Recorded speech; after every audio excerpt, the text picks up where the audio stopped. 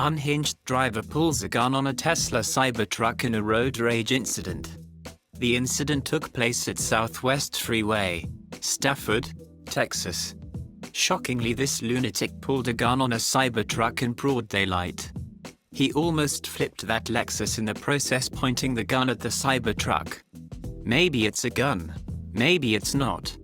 But the way he's brandishing it, in the moment, we suspect the driver would have reasonable fear of imminent death or grievous bodily harm. These retards really don't understand that there's 360-degree cameras in these cars that literally catch your license plate. Tesla should do some kind of public service announcement to help the tards out. Not sure if that's actually a gun, but why pull something out and hold it in that manner? And the aggressive driving is uncalled for. Wish these people could think for a moment and realize freedom of choice is a thing in this country.